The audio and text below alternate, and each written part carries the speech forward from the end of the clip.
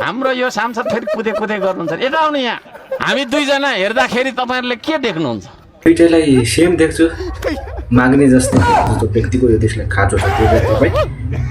माग्ने भएन नि माग्ने होस् या दिने होस् तपाईँलाई चाहिन्छ है यो देशको लागि अर्कोजी यति चाहिँ याद राख्नुहोस् अर्को साम्पाङ अलि ह्यान्डसम धुर्ब राई अलि नह्यान्डसम हेर्न हाम्रो हर्कजीको पाएर आफूले प्रमोसन हान्न ल्याए फेरि हामी दुईमा सादगी छ हुन त उहाँले जुत्ता लाउनु पर्छ म चप्पल लाएको छु ध्रुवजी र तपाईँमा धेरै फरक छ नि एउटा जुत्ता चप्पलको मात्र होइन कच्छाको नि फरक छ उहाँको कच्छा र तपाईँको कच्छामा नि फरक छ जुत्ता चप्पलको मात्र के कुरा गर्नु हो त्यहाँ यो देश धनी नभइन्जेल म धनको आशा गर्दिनँ त्यसो भए मलाई लाग्छ तपाईँ यो कच्छा यो चप्पलहरू नचेन्ज हाल्नुहोस् तपाईँको जिन्दगी यही कच्छा र चप्पलमै बित्ने भयो मलाई जहाँसम्म लाग्छ किनभने नेपाल धनी हुने चान्सै छैन नेपाल धनी हुने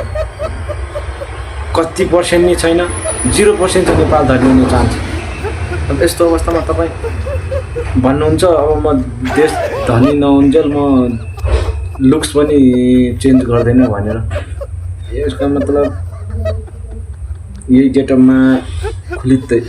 सुन र पित्तल पहिल्यै देखिन्छ बाबा तर सुन छान्नु न भन्दा पित्तल छानी पठाउनु भयो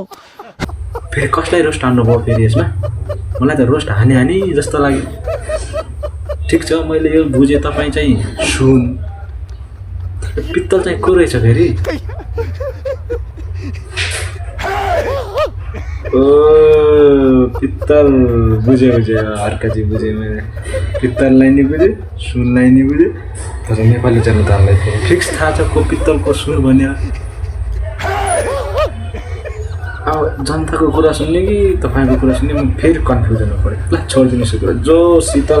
पित्तल भयो नि होस् सुन भयो नि होस् मेरो समर्थन तपाईँलाई तपाईँ कोइला भयो नि मेरो समर्थन तपाईँलाई छ यति कुरा याद राख्नु स्थानीय चुनाव आउँदैछ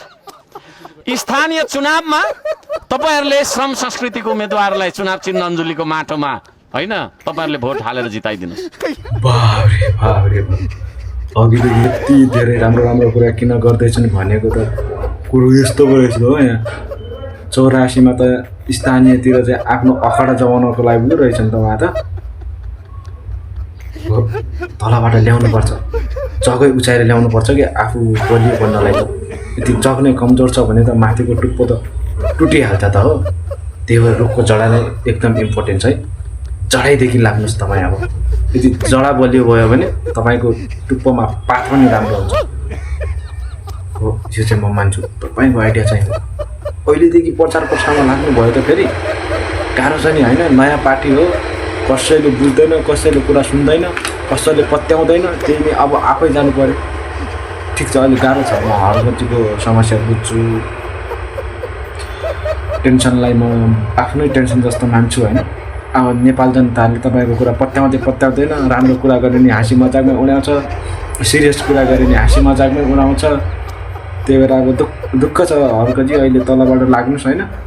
फेरि तलै नदबिनु होला म भन्न चाहन्छु माथि नि उठ्नु छ प्रधानमन्त्री बन्नु छ देशको समस्याहरू कठिनाइहरू परिस्थितिहरूलाई सामना गर्नु छ यो देशलाई अगाडि बढाउनु छ विकास गर्नु छ धनी बनाउनु छ त्यसपछि हजुरले त्यो कक्षालाई चेन्ज गर्नु छ धेरै कुराहरू छ नि हर्कजी तपाईँ लाग्नै पर्छ तलबाटै लाग्नुपर्छ तलबाट माथि पुग्नुपर्छ प्रधानमन्त्रीको कुर्सीमा बस्नुपर्छ तपाईँ प्रधानमन्त्रीको कुर्सीमा बसेको हामी हेर्न चाहन्छौँ तपाईँ के गर्नुहुँदो रहेछ भनेर हामी त्यो हेर्न चाहन्छौँ तपाईँसँग त्यो ढुङ्गा उचाल्न हामी जान चाहन्छौँ तपाईँ म